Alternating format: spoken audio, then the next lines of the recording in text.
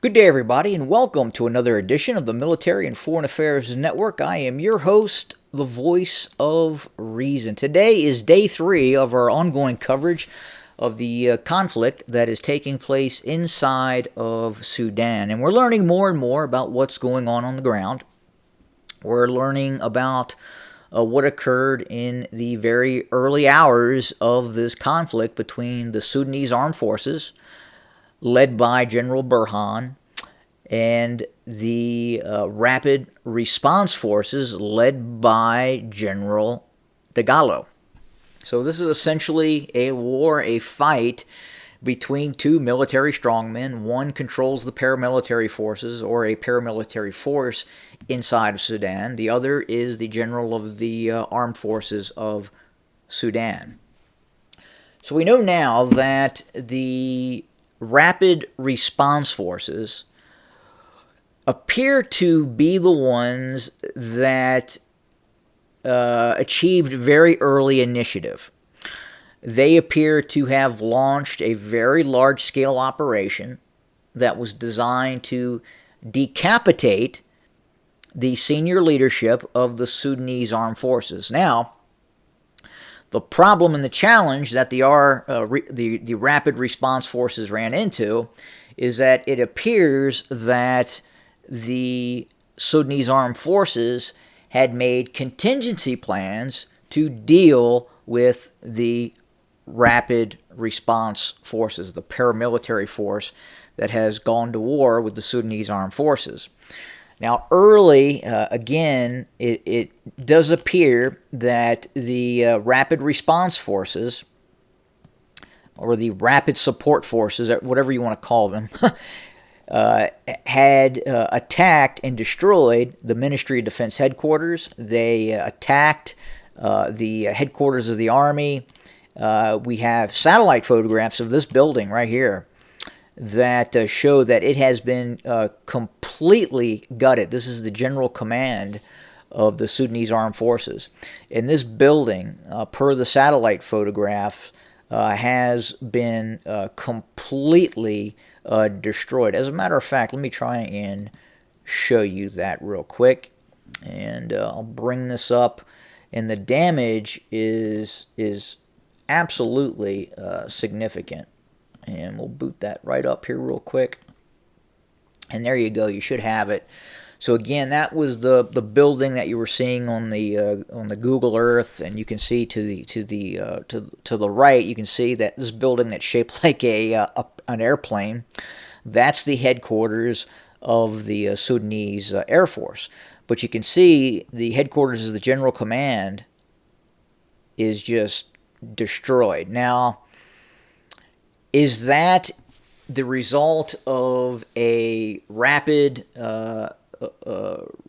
the Rapid Support Forces attack that destroyed the building, or is it the result of the Air Force, the Sudanese Air Force, knowing that the Rapid Support Forces had taken over that building and they just bombed the hell out of it? Difficult to say at some point right now. Also, whose trucks are these? Are these Sudanese military trucks, or are these the trucks of the Rapid Support Forces? Again, difficult to say at this point. And then what we'll do is we will go back to the actual Google Earth. It's just much easier to talk and kind of maneuver around what we're seeing on the ground. And there we should have our Google Earth back. All right, so we're going to scroll back out, and again, very close to the Khartoum International International Airport as well. And right now, it looks like there's still heavy fighting going on in this area. It looks like the Sudanese army is attempting to control the bridges over the Nile River. And right now we're seeing large-scale pitched battles taking place for control over these crossing points of the Nile River. And we're seeing the use of heavy artillery, tanks, The rapid support forces don't have as many, obviously, tanks as the Sudanese army. They're more of a mobile, truck-borne force on technicals with RPGs, anti-tank guided weapon system. They do have tanks, but again, just not the same scope and size, and capture tanks as well from the Sudanese army as the Sudanese army or the Sudanese armed forces. More importantly, it looks like the Sudanese army has maintained control over this airbase to the northwest of the capital. And it would not surprise me that we would not see Egyptian aircraft intervening in this conflict. Would not be surprised at all if Egyptian F-16s with Lightning targeting pods or French Rafales using Damocles targeting pods are doing a lot of damage to the rapid support forces. I think the rapid support forces I discussed yesterday made a mistake in capturing this airbase at Merwowi and captured 3 Egyptian MiG-29s and a number of Egyptian military personnel. We are hearing reports that the Sudanese military has recaptured this base. And it wouldn't surprise me at all if Egyptian special forces, some of those Thunderbolt special forces, were used in this operation to retake that base. And again, that would be very, very important for both Egypt and obviously the Sudanese armed forces. But it's clear that the Sudanese armed forces, the Sudanese Air Force, is still loyal to. The Sudanese Air Force is still loyal to the Sudanese commanding general Burhan. As we are continuing to see airstrikes by the Sudanese Army Air Force against the rapid response forces, rapid support forces. And that's kind of where we set for today.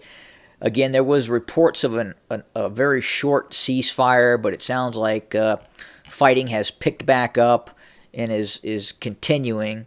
It looks like, as I continue to watch this, the first 24 hours were pretty tenuous for the Sudanese army.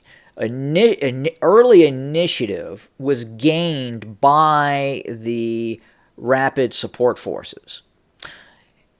And then the Sudanese started bringing in heavier forces from outside of Khartoum to attack these rapid support forces, including operations by the Air Force as well. So the Air Force, the Sudanese Air Force, is in the air. It's flying sorties against the rapid support forces.